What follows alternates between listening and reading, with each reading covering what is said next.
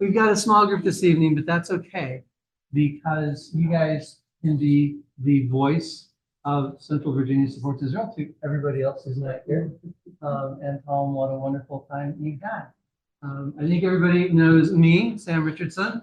I'm the crazy Jewish guy who started this group, so that those of us, all 200 of us in Louisiana, Louisa, Greene County, we'll know that we have friends. And while you know it conceptually, it's better to know it actually. And I want to thank all of you for being here and for showing your support for Israel and for the Jewish community. And before we get to our guests who are already online, I do just want to give you couple updates. One really, really cool update. Presuming that my clicker works or not. Yes, exactly. That's exactly it. That we have hostages who were rescued. There we are. Yes. And that was a big, big deal. And I'm so happy to report that. And yeah, they are in good condition. They're with their families. If you have seen the videos of them coming back to the families, it's a wonderful, wonderful blessing. But please do continue to keep in prayer and in your thoughts the families of those who have not made it back. There were a number of IDF soldiers who were thought to have been hostages, but had obviously been killed and then taken to Gaza on October 7th, as well as the civilians who died on that day and who have since perished. This evening, I am very happy to provide you with the opportunity to meet two American IDF soldiers. And they are representative of the organization called NEVUT, Lone Soldier Veterans. And that's what we call not just American, but other men and women who serve in the IDF on a reserve status, who are not resident Israelis. We call them lone soldiers because many of them don't have family in Israel. They certainly have friends, and they've made friends over the years, but they don't have family. They don't have a home, necessarily to go to for a respite. And so they are on their own, but with each other at the same time. And so, as you saw, we have Rabbi Ari Brimowitz and Sam, who are with us today. And let me see if I can get this projected up on the screen. I will stop sharing. And then, Sam, if you would share, please, that would be great. And then we could see you. Oh, you're on mute, Sam. Yeah, hi. There we are. You guys see me or you can't see me? Everything good? Let me make sure that, okay. Try sharing now. Hold on. Well, let's see. It says that my video is on, so it's bizarre. I'm not sure why it's not working. You see me? Yeah. We'll move you over to the other side, to the other screen here. We got, there we go. That'll work. Excellent. And we'll take me off. There we are. Okay. Yeah, unfortunately, you guys won't be able to see us because all I have is my little laptop without a big camera. No worries. Thank you so very, very much. We've got more than a dozen people here from Fluvanna County, Central Virginia, and we've been coming together. This is our fourth meeting now since November of bringing together folks in our county to support Israel, to support the local Jewish community, and to learn about what's going on. And so, Sam, thank you very much for joining us. I've known about NEVUT from Rabbi Ari, and this is the first opportunity that I've had to meet in real time a member of his team. And we're so glad you're here, and thank you for your service and for being there for our people and for our land. Yeah, no, thank you. So could we Could we ask you simply to tell us what happened on October 7th to start? Yeah. Rabbi, would you like to take this one? Should I go ahead? Sam, you could share your perspective. I'd love to, if everyone to be able to hear that, Yeah. So just a brief on myself. So first of all, thank you very much for having me. And to all those present, we really appreciate it. Um, it's very nice, and I'm sure the rabbi can attest to this. It's very nice to be able to be on this side and speaking about what happened as opposed to living through it as it's happening in real time. It's nice to be home and safe. But so I grew up in New York my whole life. I live in Queens, if any of you are familiar. And since I was 10 years old, I wanted to draft to the Israeli army. Essentially went to high school in the city at a school called Ramaz. If any of you have heard of it, it's a popular Jewish day school here in New York. And then my parents wanted me to get a college degree before I went to the army. So I studied finance at Baruch College. It's a CUNY here in Manhattan. And after that, I forewent everything that I had going on, job, whatever, and went to Israel and fulfilled my dream of joining the paratroopers. And I was in the 890th Battalion of the paratroopers. I was the company leading machine gunner during my service.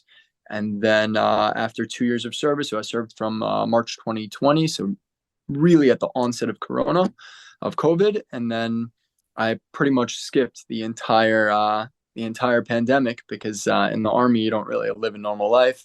So in the 2 years that followed, everybody was, I guess, acclimating to COVID life, and I was in the field, which I would have been no matter what, even if I wasn't. So I didn't really miss much in the real world, which was nice. I missed a couple of weddings and whatnot, but nothing too crazy. And then finished my service in 22. I'd say the highlight of my service was Operation Guardian of the Walls, which was in May 21. Which was the 11 or 14-day, I guess you could call it a semi-war. We didn't enter into Gaza, but I guess that was when there were about 4,500 rockets that were shot into Israel over that span. And there was a lot of speculation that would have been what this was supposed to be. I mean, obviously very different the way it started, but we were expecting that something similar to what we have now is what was going to happen then. Didn't end up happening. Most of that time was spent in the West Bank or in the Shomron, as we call it in Israel, and then finished my service in 22, right? In March 22, came back to America, started my banking career. I work for a bank here in New York, one of the international banks. I do project finance, and then boom, October 7th happens. And I was actually, so it was Simchat Torah, right? So it was a Jewish holiday that was going on, and I'm observant. I'm a religious Jew, have been my whole life.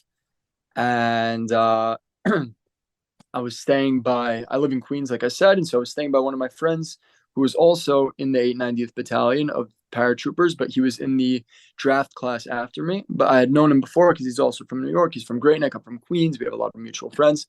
And so I was staying by him for the holiday. So it was a 2-day holiday. And there's a lot that goes on in Manhattan on Simchat Torah. There's people pretty much go shul hopping. They hop from synagogue to synagogue. And some of the synagogues even have the police close down streets so we could dance with the Torah, because Simchat Torah is about you're finishing the Torah, the entire Torah, the 52 books, and then you're restarting immediately. And so that's what the celebration was. And so we're all happy. It's a good whole scene. You're seeing a lot of people. It's exciting. And the first day, I believe it was Shabbat, and then Simchat Torah was on Sunday. And the first day, which was Shabbat, I wake up after having been out till about 3, 4 in the morning. I wake up to one of my friends who is not observant saying, at 7 o'clock in the morning, saying, Israel's at war. Generally speaking, and not that people don't know what they're talking about, but when you're a soldier and you hear, like Israel's at war from like somebody who wasn't in the army, you kind of think like, okay, maybe they're overreacting. Maybe it's a couple more rockets. This is like nothing out of the ordinary, right? We're used to attacks. We're used to several hundred rockets, thousands of rockets coming in, not necessarily thinking, okay, we're immediately going to war. So I wake up, I'm like, what are you talking about? They like, what, a couple hundred rockets, nothing too crazy, whatever. And he's like, no, way, way worse. And I'm like, what do you mean? So he turns on the TV. And again, I'm observant, so I didn't have my phone. I couldn't contact my team at the time. But I'm seeing the live footage of things going on, and footage from the festival. And at the time, they were saying that only 90 people were killed, and obviously that number only grew by a lot, 15-fold. It was a very, very difficult moment, especially knowing, I'm not with my family. I'm with my friend who is also in the army, so he understands, and we knew that this was obviously very different. But B, I have a lot of friends who live on the Gaza envelope, right before, like those communities that were attacked, and I knew that the way it works is in Israel is that if you're near, I want to say, enemy territory, so say you're near an area that might be considered more dangerous. So let's say you live in the Shomron in the West Bank, or you live on the Gaza envelope, that's considered areas that are a little bit more misukan, a little bit more dangerous. And so each community has something called a kita kononut, which means that if, God forbid, something happens, these people are the people, like, let's just say a terrorist infiltrates. These people are the people who are going and immediately know, no matter what time of the day it is, no matter what's going on, they leave, they go with their guns, and they figure out what's going on and neutralize the threat. And so I knew that a bunch of my friends living on the OTEF were probably dealing with exactly that. Had no idea if they were alive. I'm observant. I didn't have a good reason to open my phone and see what was going on.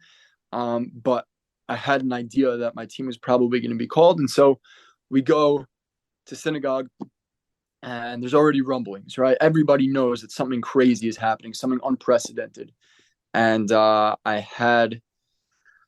my friend and I were, a bunch of people crying. The rabbi eventually said, like, look, this is very, very difficult times in Israel right now, and we need to pray for the safety of our soldiers and for the civilians that are currently affected. We don't have the details, but we just need to pray right now. And so afterwards, I go over to the rabbi and I say, listen, there's a good chance that I might be called. My team is definitely going to be called. Do you mind, like, am I allowed to to break the holiday, to break Shabbat, actually it was. Do you mind if I break Shabbat to check my phone? He said, if you think that there's a good chance that you'll be called, go ahead, right? Because there's this idea, pikuach nefesh, if you're saving a life, then you can break observance of Shabbat. So I run home with my friend. We open our phones. I have 20 missed phone calls from my teammates.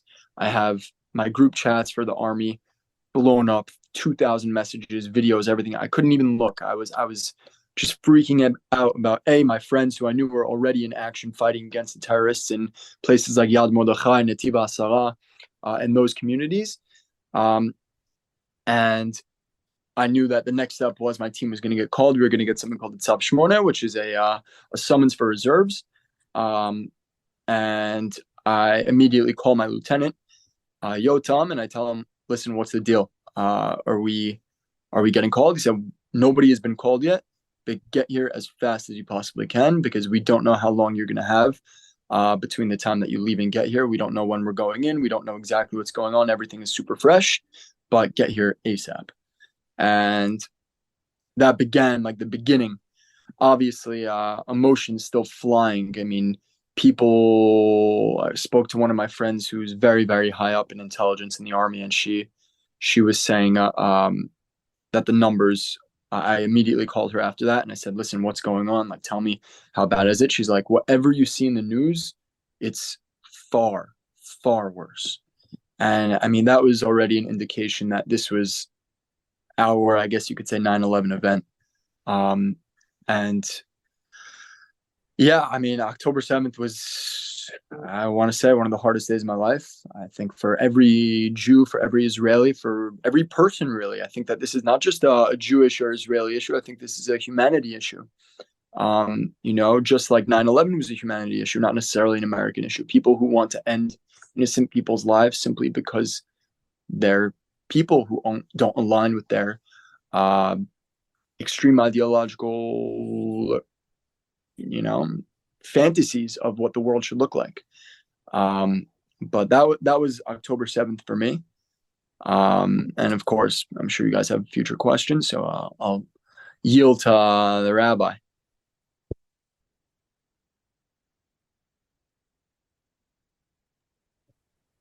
Sam, I'm waiting for your questions, and for the crowd, I don't Okay. want to. Does anybody have a question that they'd like to ask Sam? Oh, you would like to know what Rabbi Ari's day is like? What his day was like? that day. Rabbi, would you share with us your October 7th? My October 7th. Okay, just one question, Sam says. I'm assuming most people that are on this group know the actual events that went on the day Yes. itself, correct? Yes, they do. Okay, so first of all, I wanted to say thank you to everyone for being able to host myself and Sam over here. It's really special to be part of this, although we can't see you. We just feel part being all together, because that's really one thing what this is about. I remember after 9/11, the unity that everyone had, so this just feels special that way as well. So I'm gonna just tell you my title that I always share. Oh wow, it's a little blurry back there, but I see faces. It's hard to see everyone because I'm in a blur, but amazing to see everyone. So my story, I always say, is I've I was called up on three fronts on October 7th. And what I mean by that is you'll hear a little bit about it, but just a little bit about my background as well. I grew up in New York, and at the age of 19, I went to Israel to be able to, I went to, sorry, at age of 18 to go to school in Israel. And when I was there, I always heard that there were rockets flying from Gaza. And for myself, just, I was like an American, like, what does that mean? Like, that there's rockets flying from Gaza into like places. It didn't make sense, just an American. So I went down to Sderot, which is a town that's a mile or two away just from Gaza. It's right there, and just wanted to experience. And during that time, all of a sudden, I was there for a Shabbat, and just during my high school, sorry, right after my high school, my gap year. I didn't know Hebrew so well, even though I'm Jewish and all that, my Hebrew wasn't the greatest. And all of a sudden, I heard Tseva Adom, and in Hebrew, Adom means red, but I didn't understand what it was. And all of a sudden, I hear boom, a massive explosion, and I was like, "Oh, that's a rocket!" And you see like people running out of their cars, holding onto trees, running into shelters. Like this was like a surreal thing for me. So I realized like this is a pretty crazy place to be able to be living, where every bus stop is a bomb shelter. It wasn't like a normal thing, and that really helped me make my decision that as an American Jewish boy, I want to be able to go and help defend the Jewish people. And so I did my service in 2009, 2010, and I got married. After that, I actually got my rabbinical ordination and got married and moved to Israel. And I was running a program for, as Sam said, for lone soldiers, which are soldiers that are from outside of Israel that come to serve in the IDF. And we did this till 2017, and then my wife and I, we moved back to the States, and we saw that there was this big challenge that was happening for so many of these. Literally, there's 1,000 young men and women that every year are Jewish that go to Israel to be able to help defend, to be part of the Israel Defense Forces.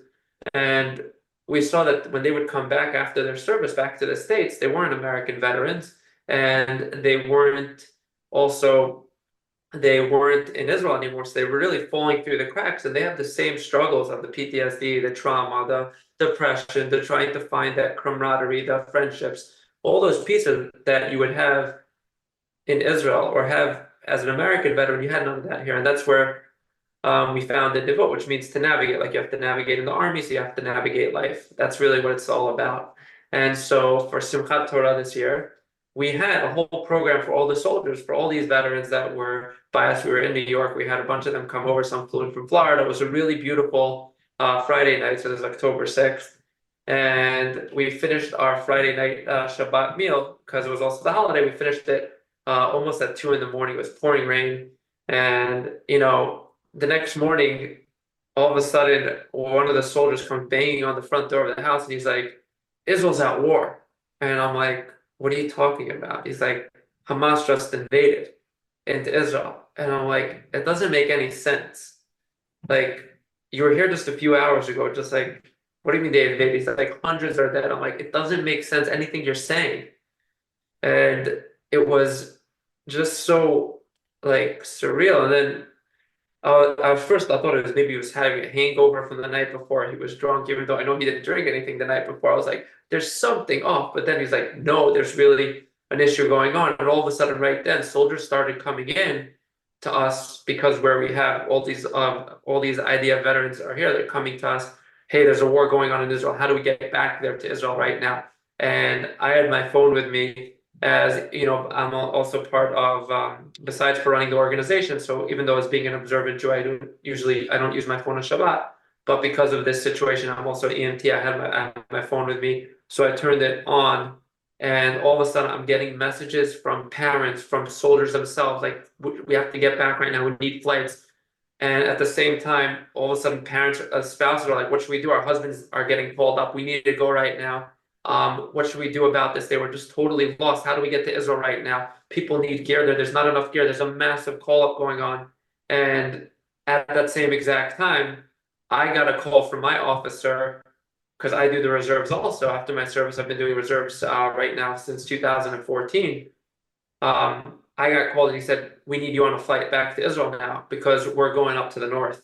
Because everything that's going on in the south, Hezbollah, which is in the north, they're going to take advantage of this opportunity, and they need as many soldiers as possible now to get up there to the north and all this and the north. And all of a sudden, here I am in this massive dilemma. I'm getting thousands of calls and messages from soldiers all around the world, parents, spouses, and at the same time, my unit's calling. So I spoke to my officer again and said, we're literally like one organization here in America that deals with this. And he's like, stay here in America until you're done what you're doing. And from there, we'll have the rest of our units going to go up north and all that. When you're able to come over the next few weeks, then you'll be able to come. So that was really, nonstop. From there, we became a command center here in New York, making sure hundreds of soldiers were able to get back on flights, to have equipment, to have PT, support for parents, for spouses, for the soldiers that went, soldiers that didn't go. And so that was really my October 7th up till 5 weeks later when I actually flew out to Israel to then join my unit in the north. Wow. Wow, yeah, that's all I can say too. Wow. Sam, would you tell us as much as you can about what it was like being a soldier fighting in Gaza? Yeah, sure. So it's so crazy because I remember maybe, I don't know, 6 months ago or so. So my grandfather, my dad's dad, fought in the Battle of Normandy on Omaha Beach. And so World War II is like a very big thing in my family. And, we're very, very proud of that. And my dad and I, we love World War II movies and whatnot. And I remember 6 months ago, we sat down and we rewatched maybe for the fifth, sixth time Band of Brothers. And, it's unbelievable because like they really do a good job of showing what war and devastation looks like. And this is not a war that we wanted. This was a war that came to us.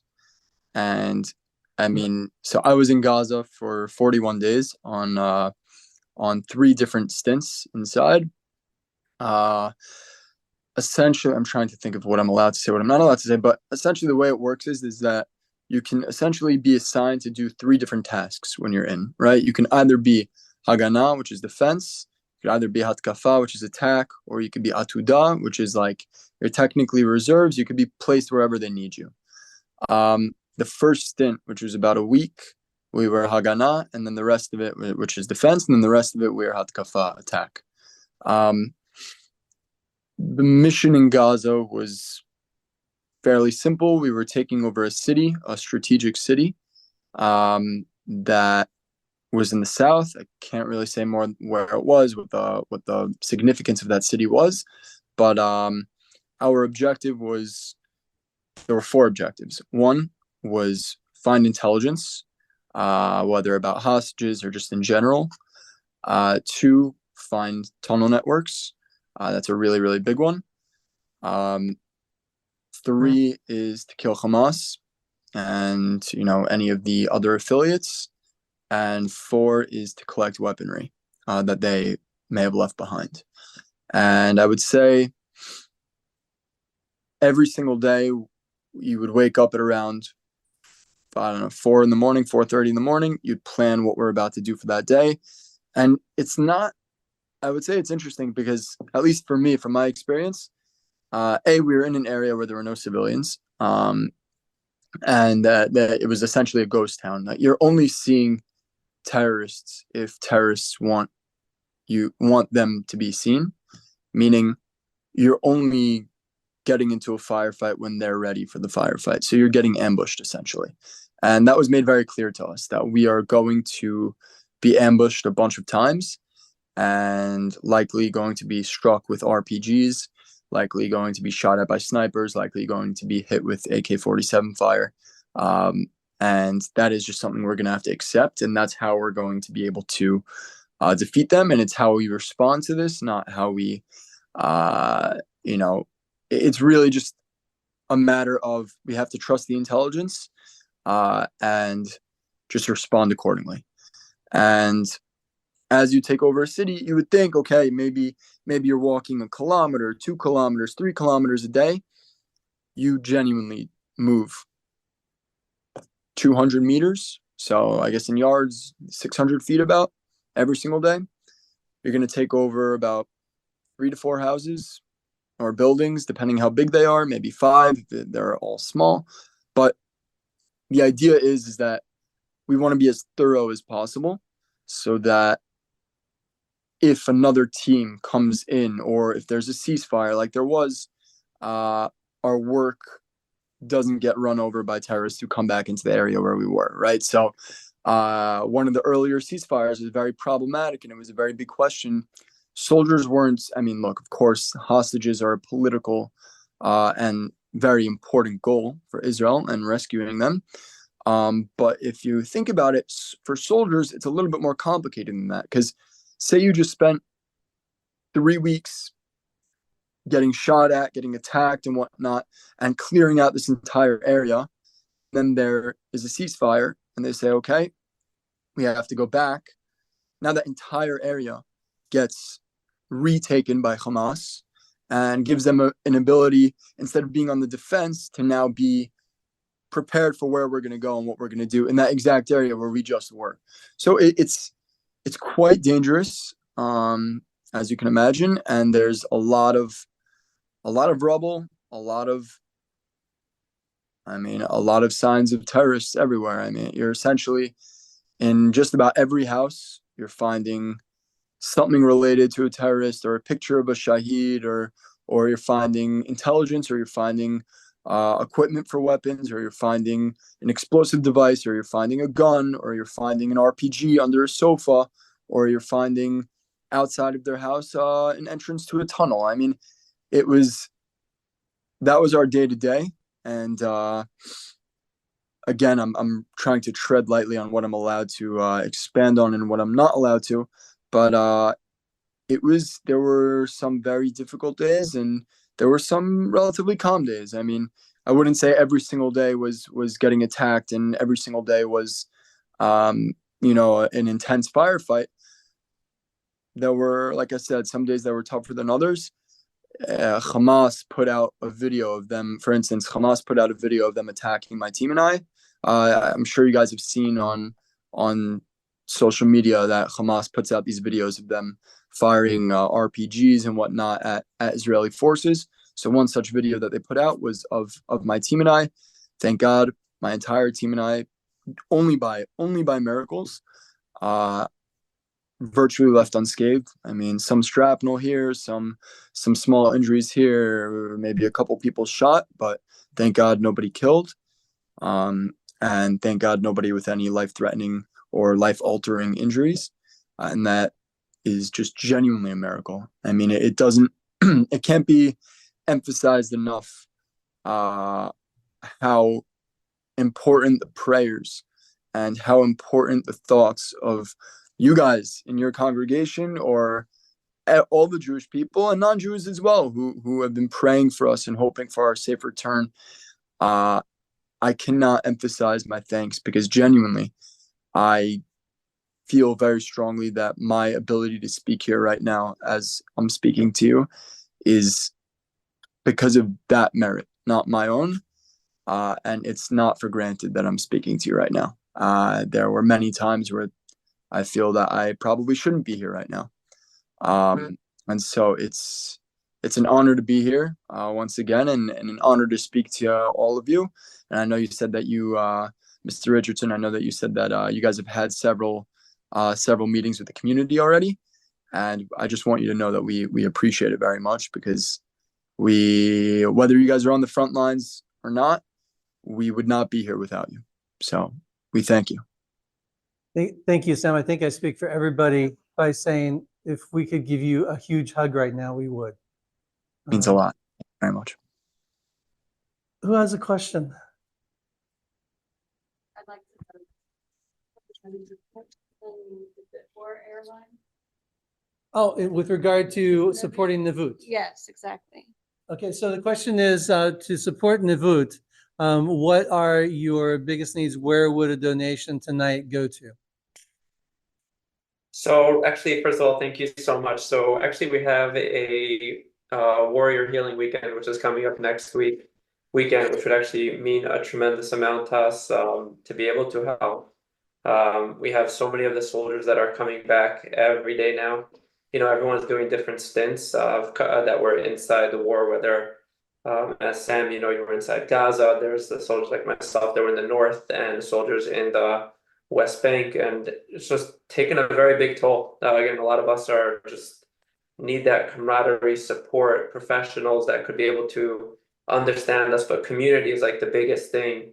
And so next weekend we're actually doing a retreat, and that's something that costs us a fortune. We've never done it so big this year, but we just know the need is, and we're having support for the spouses, for the soldiers themselves. It's going to be an amazing weekend. And so this is really where I would say would be, you know, a huge piece for everyone that's involved with it. It's literally going to have the mental well-being of these soldiers that we're inside right now, and the ones that are getting off and are arriving next week. When they know that they can come to this, they'll, you know, it's such a thank you to them. And you know, that's really what it really means to us, and it's huge. It changes lives. This is our 8th year doing it, and this year is for sure our most impactful, meaningful one that we have to do, and the support we know that's going to go on after is tremendous. So it's a big one.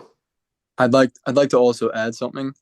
So I haven't been part of NEVUT for very long, but in the short time that I had a very difficult time personally coming back from my service during like my regular service, like the 2020 to 2022, in that I found it very difficult, and this is pre-war, right? Found it very difficult to find a community of people who I can truly connect to, who understand what it's like to have been in the army and what that means, and what it's like to get shot at, and what it's like to be in what we call the misgeret of the tzava, like to be in the framework of army, and to suddenly just come back to regular life. It's extremely, extremely difficult, and the integration process took me far longer than I had expected. Coming back after a war like this, I mean, it is just so different and so difficult, especially after everything that we've gone through. Last week, I went to a NEVUT event that was with a bunch of soldiers who had gone to the war, and a bunch who also haven't, who simply have served. And for the first time since coming back, I genuinely felt like, wow, this is a community of people who get me and who I can speak to and know that they have gone through the same thing. And it was the first time I ever shared a story of something that happened during the war. And it was unbelievable. Like, we were all saying, like, I guess we don't have to spend any money on therapy, huh? Like, it was so cathartic to be with people who are so like-minded, and people who, mind you, these are all lone soldiers. So these are all people who left their lives and went, right? Or for the war's sake, people who left their jobs like I did and just jumped to go serve because they knew that this was a historic part of our identity and a stark part of our people's history. And to get to a group like that, I wish I had known about it sooner. And I think that that's also a big thing, that NEVUT wants to grow and eventually will be one of the go-to places for lone soldiers. I think it's a tremendous opportunity to say thank you to soldiers, to be able to give them the space of being able to breathe and just say, okay, I don't have to explain to anybody, because I know the people that are sitting next to me understand. I don't need to feel judged, or I know people aren't going to ask, and don't excuse the way I express this, but stupid questions about war and about army and about all this stuff. Like, unfortunately, a lot of people who are definitely, they mean well, but they ask questions like, oh, how many people did you kill? You know, like, it's just, there's a time and a place. And being in NEVUT and being with people like that is so, so important. And I cannot champion it enough.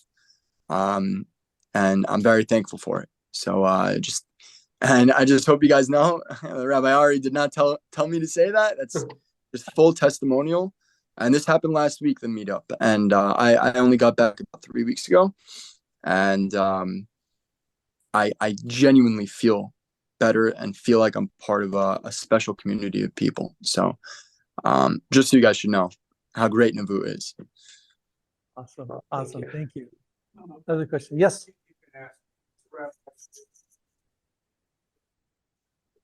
That's a great question. Rabbi, are you a chaplain or are you a soldier? Like That's Sam? a great question. I'm not a chaplain, even though I'm a rabbi. I'm not a chaplain. I'm a full infantry sharpshooter. That's my job. I'm part of in the Golani Brigade, a reserve unit right now.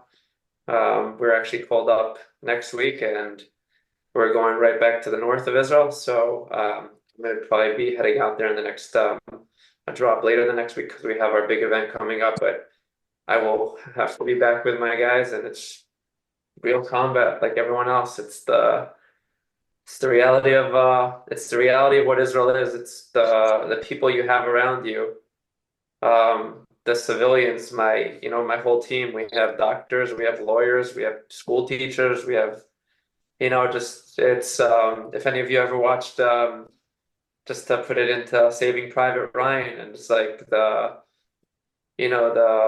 captain was like, what are you? He's like, I'm a school teacher. And he's like, in my day-to-day life. And it's just crazy to think about this, but right now with Israel at war, everyone around you are regular civilians that are just there to protect the Jewish people for the survival, saying never again. We saw the Holocaust where 6 million Jews. We saw what happened on October 7th, where every person there knows someone that was killed, was raped, was murdered. Like, this is crazy. You know, someone that was kidnapped. This country is the size of New Jersey. This is tiny. And to see how a country comes together, and when they called up the reservists, they expected to have 300,000. They had 450,000 reservists show up. Crazy number. Never expected that much. Every town you go to, every community, there was no husbands home. It was just wives home there, because their husbands are there just defending for their lives. There's nothing else. There are survival is at stake. And this is what's so special about everyone and being part of the units. People are like, aren't you crazy? You're going back there. You have a wife, you have 4 kids, you have an organization with thousands of soldiers and everything else. And it's a hard challenge. It's not an easy answer. It's not a one, oh yeah, I'm just going because. No, there's a lot of things to think about. But the reality is you're part of a team. You're a vital part of the team. And besides for just being a combat soldier, also is that piece of understanding the well-being of the soldiers, being able to give morale to the hundreds of soldiers that are around. They know that we're going to make sure they're taken care of. And when I got off and I came back here, making sure that, because we knew we're heading back up north again, making sure that they have the equipment for my team, for the other teams out there. These are like, they need that morale, they need that boost. But I would say I get the opportunity to be quote unquote a chaplain, but just a rabbi, but a full-on combat soldier. Yeah. Wow. I'd like to add something to that, if you guys don't mind. I think about the morale.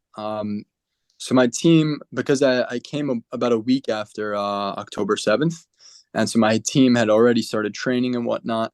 And the night I got there, I remember they had like just finished like 48 hours of just straight training in the field and just really going at it, because the anticipation was that we were going into Gaza pretty soon. And we knew that we only had X amount of days to train. And so I get there at like 4 a.m, finally to the base. I haven't seen my friends in about a year. And I get into a tent and I wake like one of the guys up. And then he wakes everyone up. And he's like, yo, Hine, Simcha Ikia. My name in Hebrew is Simcha, so I go by Simcha in the army. Like, Simcha came. And everybody gets up and they're like, all like, just, they're exhausted, but they're all hugging me and like saying, we didn't know if you'd come. Like, we weren't sure. Like, you said during your service you were going to come if there was war. And like, look at it. Like, you're here. And I think just like Rabbi Ari just said, there's something really, really special about the fact that the Jewish people, not just from America, not just from Israel, but from all over the world, they said that 30,000 Jews from all over the world flew back to Israel to fight in this war. 30,000 Jews who did not have to go came back to Israel to fight. I mean, you're talking about an incredible, almost like it brings tears to my eyes to even imagine the amount of camaraderie and existentialism that we feel because of the scars that we feel through history, because of the Holocaust, because of the pogroms, because of the Spanish Inquisition, because of wherever we were in history. We know that it's not just cliche. Never again is now. And we know that if we don't do it, and if I don't take a part of it, and if Rabbi Ari doesn't take a part of it, it's not guaranteed. Because this is a team effort. It's not just the people in Israel. How can we go and celebrate Passover in Israel, or go there on vacation and celebrate and enjoy the beaches in Tel Aviv, and not want to serve in a time of war? This is our opportunity to be a part of history, and not just to say, where was I on October 7th? But to be a part of that journey and to be a part of safeguarding the land. And it's a privilege. Truly. Absolutely. And you are heroes. Absolutely. So we have time for one more question, maybe two more questions. Anybody have something specific? I just want to say I'm in awe. I mean, this is amazing. It is I'm amazing. Really, Yes. really appreciative of what you guys are doing. And I mean, our hearts have been with you from day one. So just, that's it. I don't have any questions. Just, it's amazing. Thank you. Thank you very much. Thank you so much. Yes, sir.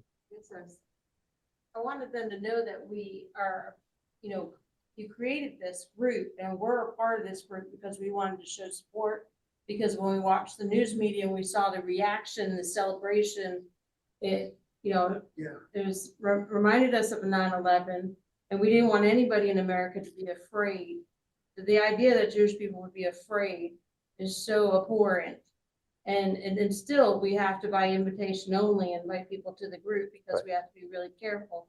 So I'd like for them to share with us if there was anything about this new environment in America, and if there's anything, that we should know that we should just continue doing, Good Rabbi. I question. have yeah, I'll actually share one piece that I love that I've always shared to the soldiers. And I'm going to take it back one step. I know we're running out of time actually, because in a half an hour from now, we actually have a psychological first aid training for the parents, spouses, and soldiers for helping them with understanding trauma, PTSD, and helping them cope through this war.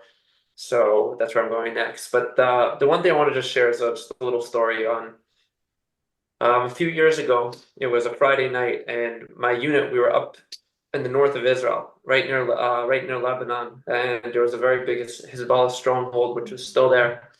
And my commander he called all of us together in a seat, in a semicircle, and he said, I have a question for you. Why are you here? You're a doctor. Why are you here? You're a lawyer. Why are you here? You're a teacher. Why are you here? You came from America. And so one person said, I'm here because I'm here to defend Israel. Another person said, I'm here to defend my community. Another person said, I'm here to defend my kids. Another person said, I'm here because I need to be here. He says, they're all great answers. But the reason why every single one of you are here is because there's no one else. And if there's a war that's going to happen, the front lines will be run over within the first 72 hours. And on October 7th, fast forward a few years, we saw that happen. And there was no one else. It was every single one of us. And I say this to the soldiers, when you leave Israel, there's a big sign right after border control that says like this. It says in Hebrew and it says in English, it says, be an ambassador to Israel. And what does that mean? Be an ambassador to Israel? What that means is the question that you just had right now, and I tell us to the soldiers, is about when we go out into America, wherever we are proud of who we are. We're not shying away of it and saying, oh no, I'm going to live my life in fear right now with everything going on. I'm proud to be a Jew. I'm proud to support these soldiers. I'm so proud to support human life. That's all what we live for. We support this because we're going to say never again. And we're not going to hide. We're not going to be afraid. And to be an ambassador is something that every single person is able to do. Not only myself, not only Sam, but everyone.